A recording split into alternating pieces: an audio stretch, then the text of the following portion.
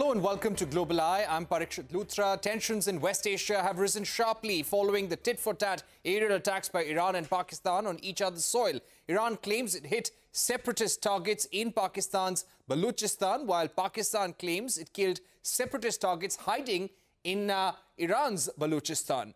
Pakistan claimed the strikes killed 2 children and injured several others, while Iran claims 9 people were killed in the strikes by Pakistan, including 4 children and 3 women.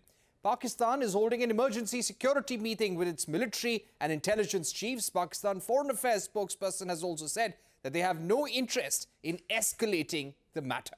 In a statement, Iran has warned that security of people and territorial integrity of the country are considered Iran's red lines. Iran's attack on a foreign land is not sudden. The country has been trying to assert its power in the region following Israel's attack on Gaza. The day before the strikes in Pakistan, Iran had launched ballistic missiles in Iraq and Syria, claiming to be targeting a spy base for Israeli forces and anti-Iran terror groups. Heavy fighting continues between Israel and the powerful Iran-backed group Hezbollah across the Lebanon border. The US is fighting Iran-backed Houthi rebels in Yemen. All these put together, the obvious question that emerges: is Iran trying to fill the vacuum and cement its role as a leader in the region? Let me now go across to our panel this evening. We're joined by Ambassador Singh, former Indian ambassador to Iran, Ambassador Shashank, India's former Foreign Secretary, and Raymond Vickery, Senior Associate at the Center for Strategic and International Studies. Ambassador Shashank, let me begin with you. Why do you think Iran acted in this manner against Pakistan? In Asia, you have some states which are civilizational states. Iran is one of them, which has great pride in being a civilizational state and having influence all across the region and across the world among the Shia people. Pakistan, on the other hand, was created artificially, and ever since 1971 division of Pakistan, it has tried to be a strong Islamic player in West Asia and the Gulf. In fact, even earlier, if you remember the Tehran papers, which were found from the American embassy in Tehran and put together by these Iranian students, Islamic students. So they clearly indicated that Pakistan had been telling the West that they could be the leader of the Islamic world and carry out work on behalf of the Americans and the Western world. Iran knows all that. I think now, knowing the situation as it is developing, one can see that both Iran and Pakistan have been using the people who are otherwise following their line of philosophy. Pakistan's case, it is both the military as well as the Islamic ideology, Sunni ideology. They are very close to the ISIS. The Iranians don't like the ISIS, but they also don't like the Israelis.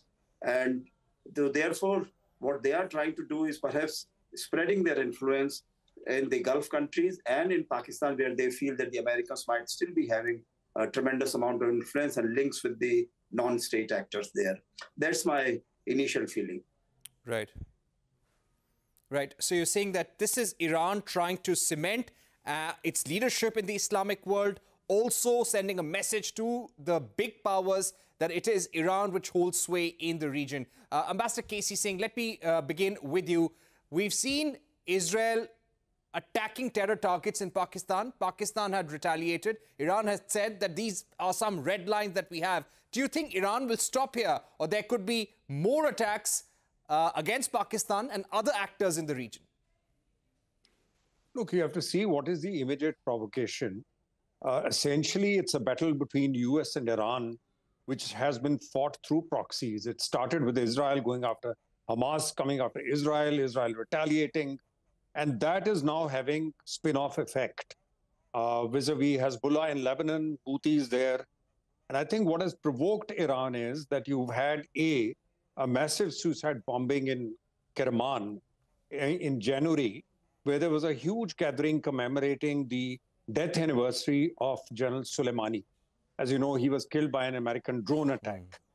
Also, Americans have been targeting Iranian targets in Syria, including killing another. Israelis have killed another Iranian general. I think if you see the three targets that Iran has attacked in the last week, one of them is ISIS in Syria, in northern Syria. Second is in the Kurdish province of Iraq. They've attacked what they claimed was an Israeli setup functioning in Erbil. And the third one is Pakistan. Now, if you see Pakistan, this is an old problem because out of 9 million odd Baluchis, about 2 million are in Iran and 7 odd million are in Pakistan. Now, ironically, the ones in Iran want independence from Iran, and therefore the Pakistanis back them. And the ones in Baluchistan want, obviously, independence from Pakistan, whom in retaliation the Iranians have been backing. So this has been going on for a long time. And if you remember the case of the so-called Indian spy, the naval officer, ex-naval officer, who was apparently picked up by the Pakistanis, and we've always alleged from within Iran, in that the same group, Aden, which has been bombed by the Iranians, was allegedly involved. And the ISI used them to pick up this person from within Iran. So both sides, these groups have been operating across a largely porous border. 900 odd kilometer border between Iran and Baluchistan is largely porous. But I would not see it as a standalone. I see it as Iran retaliating to break the nexus of what they see as Israel in combination using Sunni elements with ISIS in Syria or Jaish-e-Adl here to target them within Iran. The suicide bombing was one. Then there is also killing of some of the IRGC personnel. So they feel that there is a combination which has come about. And they are not, I don't think it as much as attacking Pakistan as it is going after these Sunni elements, which of course the Pakistani state supports. All right, that is an important point. Let me go across to Raymond Vickery. Raymond, we heard the State Department saying earlier today that they don't see this as a spillover of what's happening in Gaza. Do you think it would be right to say so? Well, thanks very much for having me, Parikshit. I think that that's kind of wishful thinking on the part of the State Department.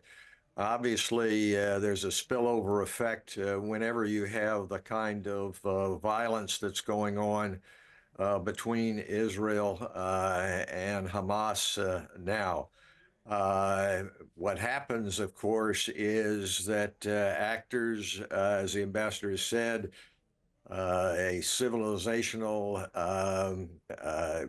country going back to Persia, trying to reconstruct empire, the glories of Iran.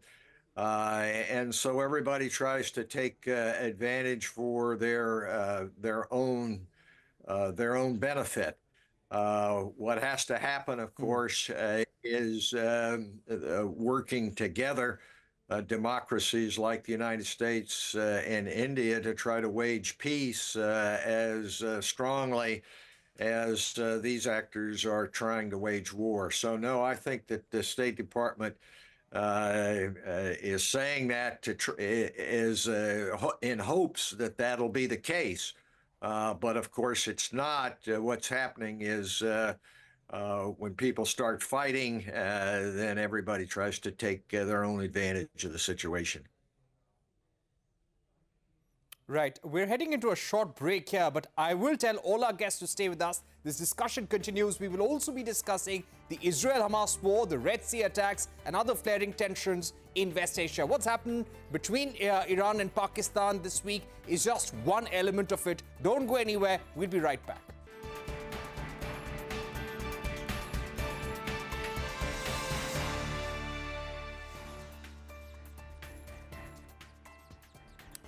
Welcome back.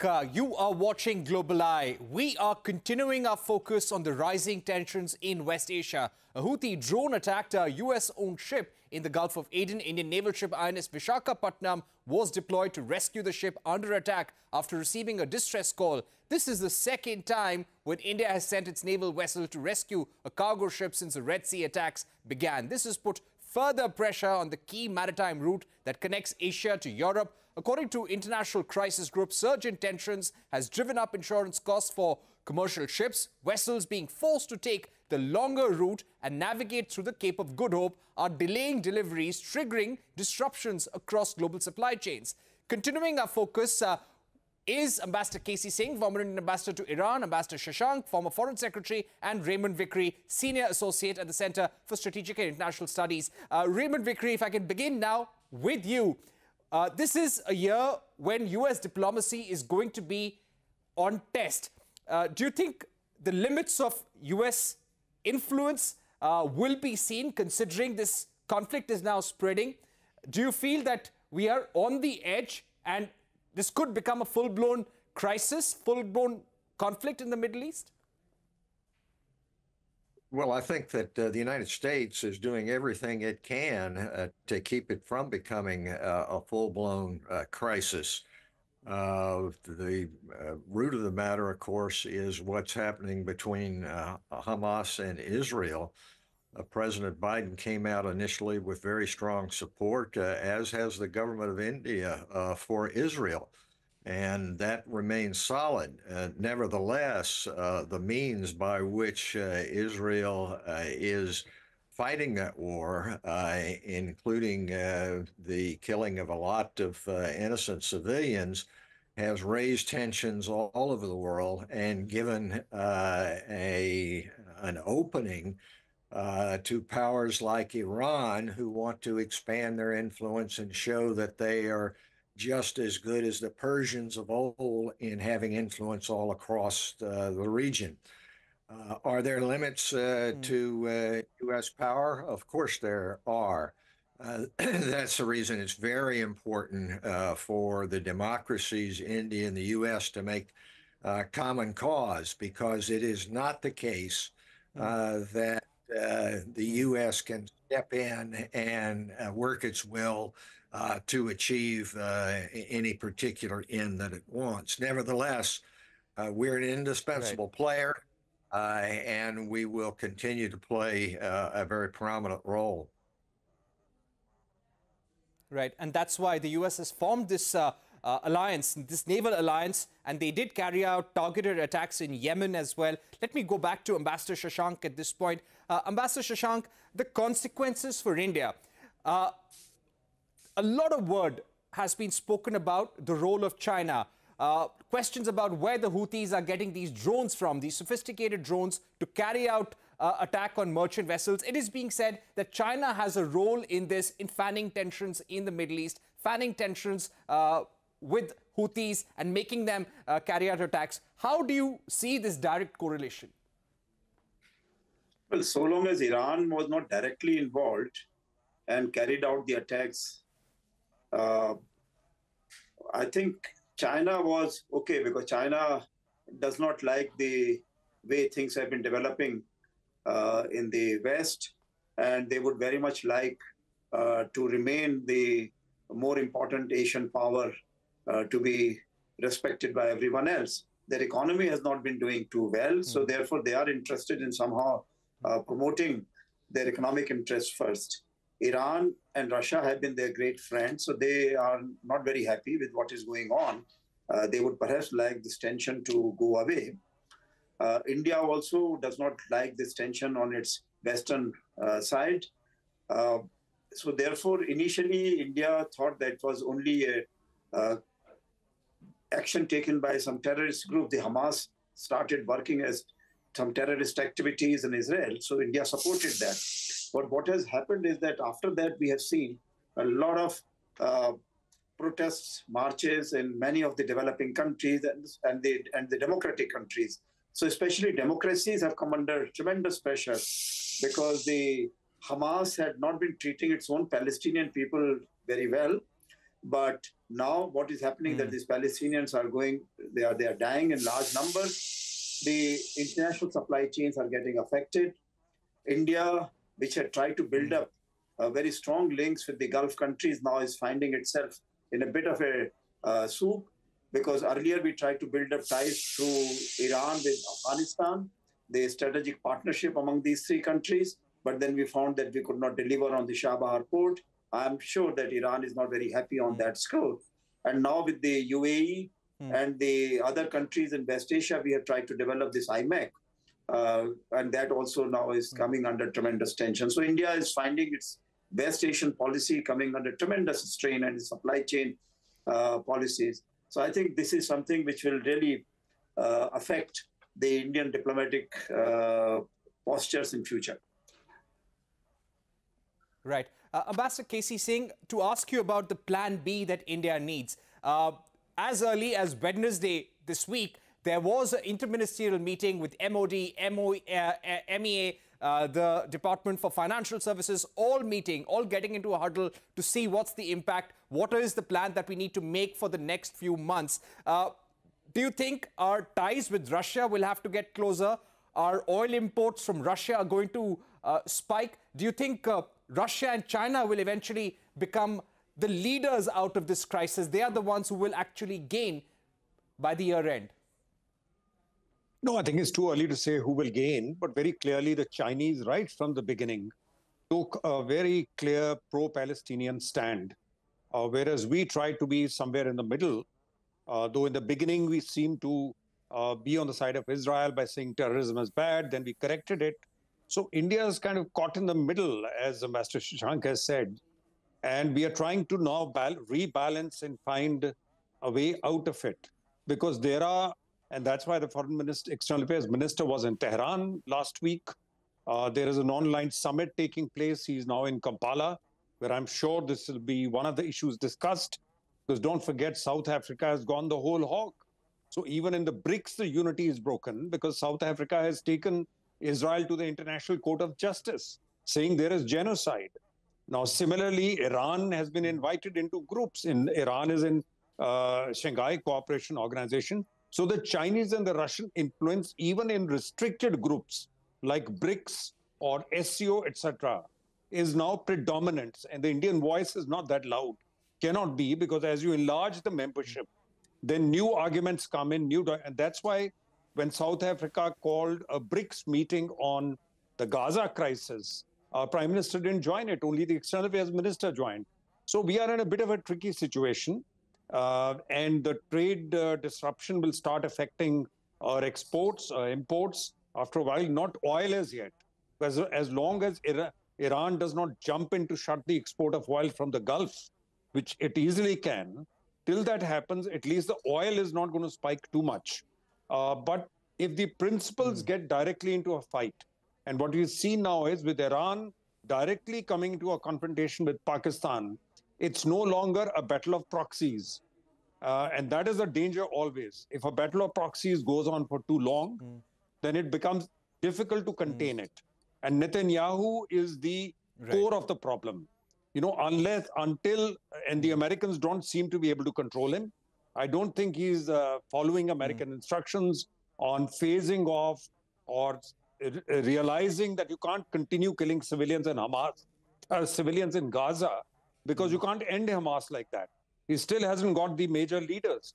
Now, he can't say, I'll kill the last person, last human being in Gaza to get to the leadership of Hamas. That will just not be acceptable. And we might have the ICJ judgment coming in.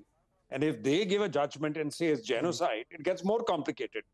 So the American ability to control Netanyahu maybe have a regime change. There is speculation that Americans are looking at a regime change.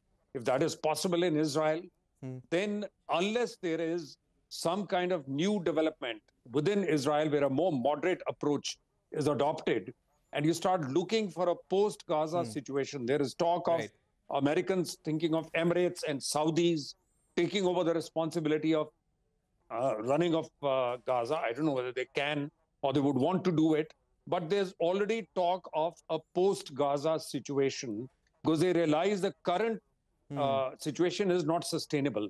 It can spin out of control anytime, and you can't let it continue like this. Okay. That was a very important point, Ambassador KC Singh. I'll give the final word to Ambassador Shashank. Ambassador Shashank, do you feel that neither Iran, neither China, neither Russia, none of them want an all-out victory, a decisive victory? They want a simmering conflict. And this is exactly which will hurt India and the world the most. Would you agree?